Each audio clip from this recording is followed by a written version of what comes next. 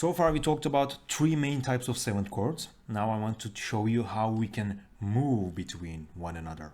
Okay, so music is all about tension and release. You may have heard of that before, but how do we create this tension and resolution, tension and release cycle? In order to get a tension, one of the best ways is to use a dominant seventh chord. Why?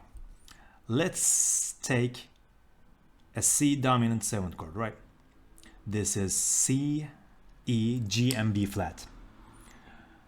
Now, we all know the root, C, it's quite obvious. We can omit the fifth usually. I will tell you why later. So, just take a look at the third and the seventh of the chord, which are E and B flat. E and B flat.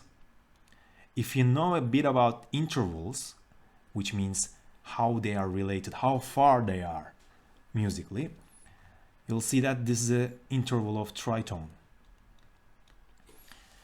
or an augmented fourth or a diminished fifth, some other names for the tritone. But the characteristic point of the tritone is that tritone is not stable. Tritone wants to resolve to our ears. Try this. Just play an E and B flat. You'll see this is not very stable sound. This really strongly wants to resolve to somewhere. And where does it resolve? If you take a look at this. So if you move this E a half step up to F, then move this B flat down a half step to A, look what we have here. We have F and A, which suggests if we add the G here, C here, we have an F major chord. You can also, of course, add the sevenths.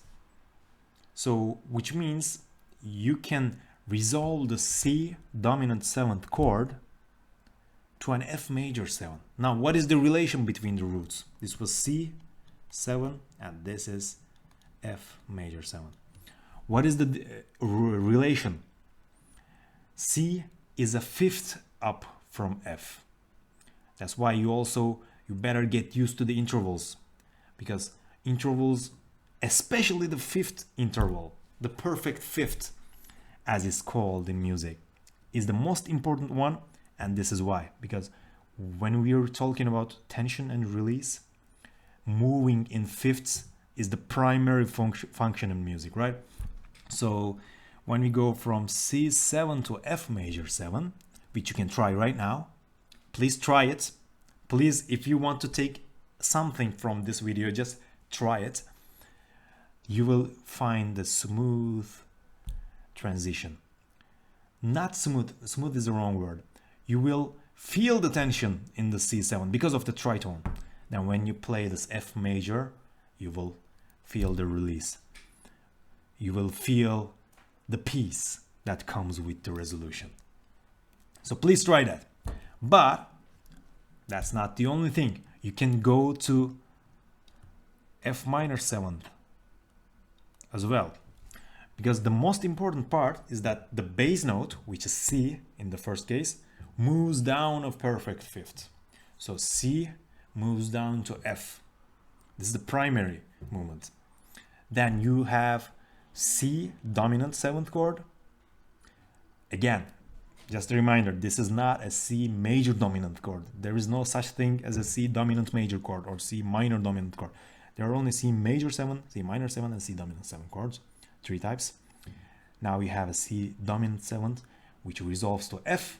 It could be either F major 7 or an F minor 7 or a bunch of other things, but for the simplicity's sakes, let's keep it there right now.